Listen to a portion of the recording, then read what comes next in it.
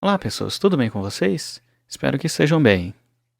Antes de qualquer coisa, eu queria agradecer a oportunidade de poder falar um pouco sobre o meu trabalho aqui e vamos às apresentações. Meu nome é Regilei, sou estudante da Unifal, eu faço mestrado lá. E o que eu vou apresentar hoje foi o meu trabalho de conclusão de curso, que é intitulado Análise da contribuição do som para energia dissipativa em uma colisão inelástica. Eu fiz juntamente com o meu orientador Samuel, também da Unifal. E sem mais delongas, vamos começar essa apresentação. Então, antes de qualquer coisa, eu vou apresentar o meu sumário, né? Então, a gente vai ter introdução, referencial teórico, métodos e materiais, discussão e resultados, as conclusões e, no final, eu vou deixar as referências. Então, qual foi a ideia de começar esse projeto? É até engraçado, mas a ideia original começou num bar. Começou com a gente jogando sinuca. E a primeira proposta que saiu foi: vamos analisar a colisão entre as bolas de sinuca e descrever matematicamente o que acontece com elas. Mas acabou evoluindo para em uma colisão com uma bola maciça, qual que era a contribuição do som. Então, com isso, gerou uma discussão sobre o quão decisivo é essa perda de energia para a energia sonora. A dissipação de energia na forma de som interessa bastante no campo da engenharia, ou seja, quando a gente tem processos menos ruidosos, a gente tem processos mais eficientes. Qual que é o objetivo, então, desse meu trabalho? É calcular a energia dissipada na colisão de uma esfera com um bloco de metal. Qual foi a construção para eu chegar à construção teórica? Uma das partes que vai interessar bastante para a gente vai ser o estudo de colisões. A propósito, estou colidindo uma bolinha num outro objeto. E o que é uma colisão? A gente pode definir uma colisão como uma interação de duração finita entre dois corpos, ou mais corpos também. Como, por exemplo, uma batida de carro e também quando corpos massivos interagem gravitacionalmente com outros corpos massivos. Em colisões, a gente tem dois estudos. Um é a conservação de momento e o outro é a conservação de energia. Na conservação de momento, a gente tem que o P, que é o momento, ele vai ser igual a massa vezes a velocidade. Então, para cada partícula, a gente coloca um índice. E se a gente tiver a mesma massa, a gente vai ter que o momento 1 vai ser igual ao momento 2 e também que a velocidade... Isso implica que a velocidade 1 vai ser igual à velocidade 2. E como que a gente pode calcular isso daí? A gente pode calcular por Torricelli, onde a gente tem o v quadrado final igual a v quadrado inicial mais 2 vezes a aceleração da gravidade vezes a altura. Considerando aqui que eu estou falando de queda, né? Só que, como a ideia aqui é que a gente está perdendo energia, ou perdendo o momento, então eu vou ver que a velocidade 1 vai ser maior que a velocidade 2. Dessa forma, a gente chega aqui, a altura 1 é menor que a altura 2. Pulando para a conservação de energia, a gente tem que a energia total é dada pela energia cinética mais energia potencial. No caso que a gente está estudando, vai ser a energia potencial gravitacional, que é simplesmente E igual a mgh, a massa vezes a aceleração da gravidade vezes a altura. E a gente vai ter o outro lado, que é a energia cinética, que por enquanto eu vou colocar como a energia cinética é igual a metade da massa vezes a velocidade ao quadrado. E a energia associada para a corpos em queda livre vai ser a potencial gravitacional. Então, se tudo der certo pela conservação de energia, a energia potencial tem que ser igual à energia cinética. Dessa forma, a gente fala que a massa vezes a velocidade 1 ao quadrado dividido por 2 tem que ser igual a massa vezes a aceleração da gravidade vezes a altura 1. E, para o segundo caso, a massa vezes a velocidade 2 ao quadrado dividido por 2 tem que ser igual a massa vezes a aceleração da gravidade vezes a altura 2. Se há conservação de energia, a gente tem que a energia antes ela tem que ser igual à energia depois. Isso implica que a energia potencial gravitacional antes teria que ser igual à energia potencial gravitacional depois. Só que, se você for depender só da energia potencial gravitacional, a gente vai ver que as coisas não conservam. Então, a gente precisa de calcular esse termo extra, que eu coloquei aqui como S. E quem que é um desses candidatos de ser essa energia dissipada? A gente tem calor, a gente tem vibração da bolinha, deformação da bolinha, deformação da barra, e também a gente tem a energia sonora, que é o nosso objeto de estudo. E como que a gente vê qual que é a energia sonora? A gente tem a intensidade sonora, que a gente pode falar que é a energia sobre a área vezes o tempo, que também é a potência sobre a área, e dessa forma a gente tem que as unidades da intensidade é watt sobre metro quadrado. A gente costuma calcular essa intensidade de energia sonora pelo Bell, que é denotado por um B, em homenagem ao Alexander Graham Bell, que foi o inventor do telefone também. Mas por conveniência, é preferível usar um múltiplo dele, no caso o decibel. Porque quando a gente aumenta a intensidade sonora em 1 Bell, a intensidade torna-se 10 vezes maior. Aí vai acabar que a gente vai ter que usar escalas logarítmicas. Então esse método de dividir a intensidade se deve pelo fato da sensibilidade do nosso sentido humano, da audição. Que o ouvido percebe o som aumentando em uma escala logarítmica. Então daí a gente tem que pensar como que a gente vai encaixar isso numa escala logarítmica. Só que além de tudo, a gente tem um limite de que a gente consegue escutar, mínimo. Ou seja, existe um limiar de audibilidade, que é quando o ouvido humano não consegue perceber um som. Desse modo, os microfones e os softwares de áudio também são construídos limitados a esse limiar, que é representado pela seguinte intensidade. E 0, que seria o limiar audível, ele vale 10 a menos 12 watts por metro quadrado. Então, abaixo dele, colocando nessa escala de decibel, abaixo dele é 0, e acima dele a gente tem uma crescida logarítmica. Então, como que a gente pode fazer isso? A gente coloca aqui, ó, alfa é igual a 10 log de 10 da intensidade sobre a intensidade limiar. Então vamos falar sobre os materiais e os métodos. Quais foram os meus materiais? Eu precisei de uma esfera maciça, ou seja, uma bola de polipropileno com uma massa de 0,0306 kg, uma barra de ferro fundido com dimensões de 10 por 10 por 30 centímetros. E para adquirir esses dados, eu usei uma câmera digital de CCD, que é essa que eu estou gravando agora, uma Canon 50D EOS, e o microfone foi esse próprio aqui, um microfone condensador BM800, padrão polar unidirecional, e com a sensibilidade de menos 34 dB até 130 dB.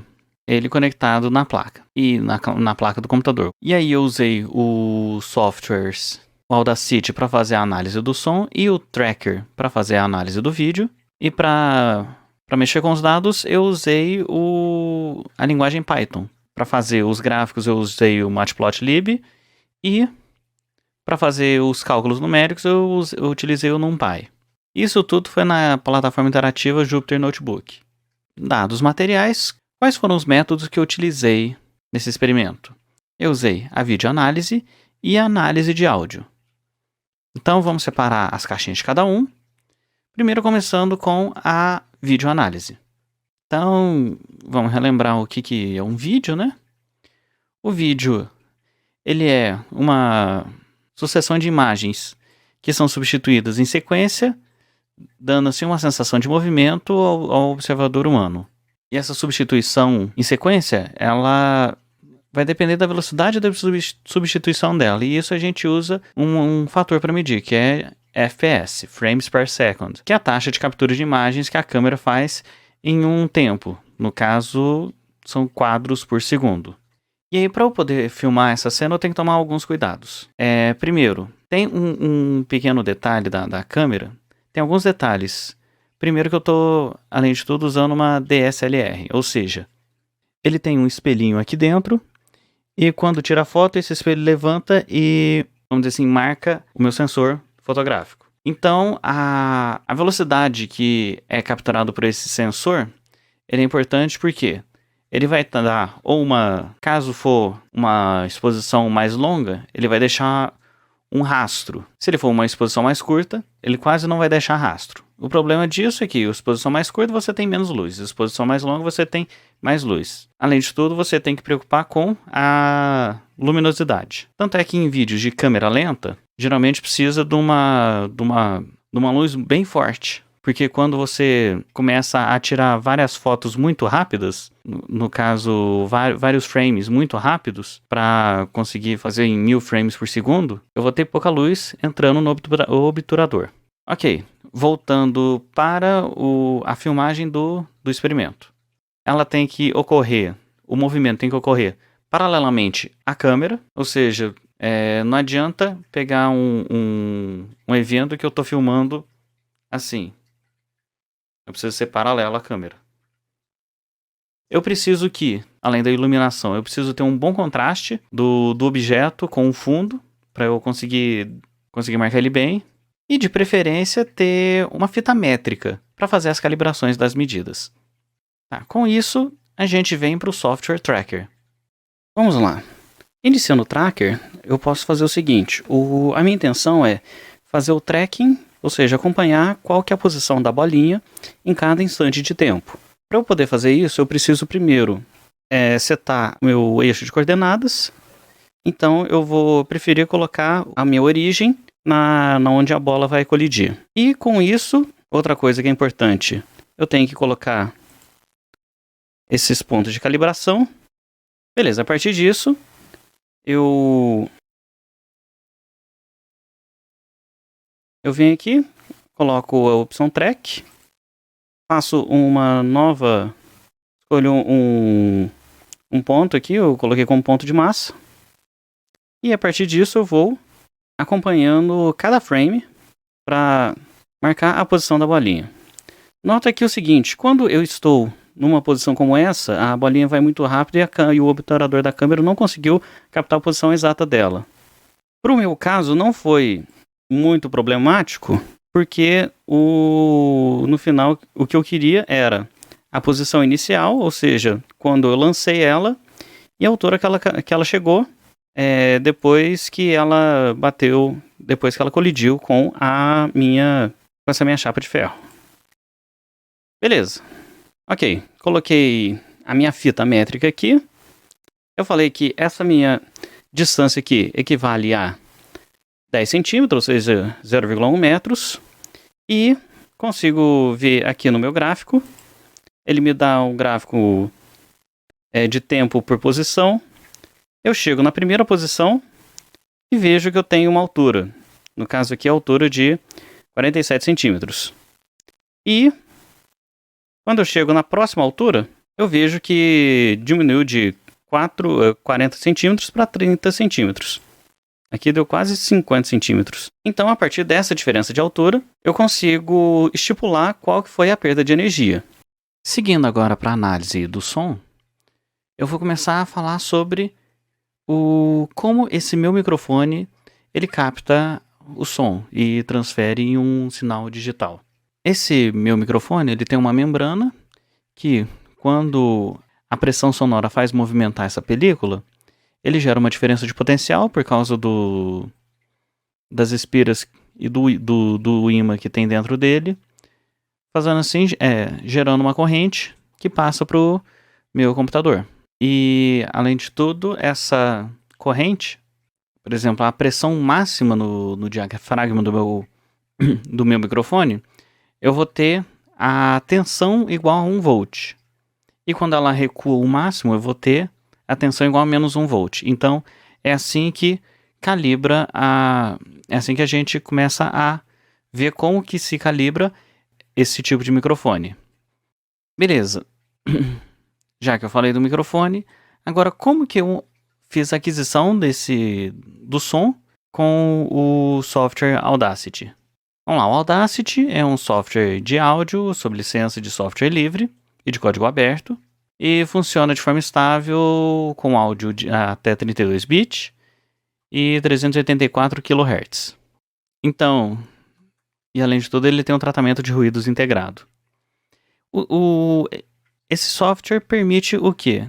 Permite eu gravar em faixa mono, faixa estéreo e gravar em multifaixas. Além de renderizar, colocar efeitos de, sei lá, de eco, de grave, masterizar e conseguir juntar isso numa única trilha de áudio. E para a gente começar, pra gente conseguir analisar essas coisas, o Audacity e outros programas de software de áudio, eles vão dar o nível de amostra desse jeito aqui. Quando eu tenho o deslocamento máximo da membrana, o meu computador entende que é 1 volt por pascal. E se eu tenho o deslocamento oposto, é menos 1 volt por pascal. Que é isso o que esses programas medem. Então, pegando esses dados, eu comecei a fazer a análise dele no Python. E então, de volt por pascal, eu mudei para decibéis. Só que aí, quando você mede em decibéis, começa a acontecer algumas coisas que o Python não consegue interpretar. Como, por exemplo, quando está o silêncio, ele vai para menos infinito. Então, eu achei razoável fazer uma linha de corte em menos 100. Detalhe, esse menos 100, na verdade, é o decibel volt, que é ainda diferente do decibel que a gente ouve. Então, finalmente chegando, a gente tem que pensar o seguinte. Eu precisava, então, dos outros parâmetros. Então, a equação que eu preciso de usar é essa, que é a energia é igual à integral do tempo final do tempo inicial ao tempo final, da área vezes o limiar de audibilidade, vezes 10 elevado ao decibel que a gente conhece, dividido por 10. Tudo isso em dt. Beleza, já falei quem é o alfa, já falei quem é o I0, eu preciso saber quem que é o A. Esse A é a área de propagação do som. Como que é feito, como que a gente entende essa área? Para o caso mais simples, ela tem propagação radial em volta do contato. Então eu peguei o caso mais simples, só que ao invés de pegar a casca esférica inteira, porque além de tudo eu precisava saber da distância do meu microfone até o contato, para assim saber o raio dessa minha casca esférica. Eu considerei apenas o hemisfério superior dessa casca esférica. Ou seja, eu considerei só metade do valor dessa casca esférica, ou seja, 2πr². Então, juntando tudo, a gente consegue finalmente ver os resultados e a discussão. Ok, antes de falar da discussão e dos resultados, eu acho interessante mostrar o vídeo que eu gravei, né? O real motivo desse trabalho todo. E é esse aqui. Vamos discutir o que a gente obteve aqui, né? Passando para o tracker, como eu já falei, tem situações em que, se a velocidade do obturador da câmera não tiver rápido o suficiente, ele vai começar a ter borrões. E, infelizmente, foi um dos casos nesse vídeo. Só que a parte boa é que a minha análise ela consiste apenas nas alturas máximas. Então, o intermediário não vai fazer tanta diferença para mim. Daí, pegando os meus dados em decibéis e transformando para potência, eu obtive esse gráfico aqui, que ele é bem estreito, porque o som realmente foi um tac. E então o que eu preciso fazer é pegar esse gráfico da potência, integrar e assim conseguir achar a energia. Integrando, eu obtenho que a energia do som ela equivale a 1,58% da energia dissipada total. Então, o que esse resultado leva a gente? Primeiro que a gente não examinou a propagação do som na superfície da barra metálica. Uma ideia para fazer isso é botar piesos elétricos na barra metálica e ver o que acontece, quais são os sinais que captam. Os resultados, eles mostram a possibilidade de medir a energia dissipada em forma de som, porque foi pequeno, mas não nulo. Só que mesmo assim ele representa um percentual muito pequeno da energia total envolvida. E assim justifica todos os livros falar despreza a dissipação por som. Em futuras análises, pretende estudar o espectro do som, bem como a propagação sonora no bloco e na bolinha, e o que poderia evidenciar contribuições de quantidades adicionais de energia dissipativa, além de equipamentos melhores. Então, para fazer esse trabalho, eu tive que buscar essas referências. E, finalmente, muito obrigado por terem assistido. E volto a agradecer o convite. Obviamente, não posso deixar de agradecer o professor Samuel, que foi meu orientador nesse projeto, e a instituição no qual me deu o suporte, que foi a Unifal. Mas é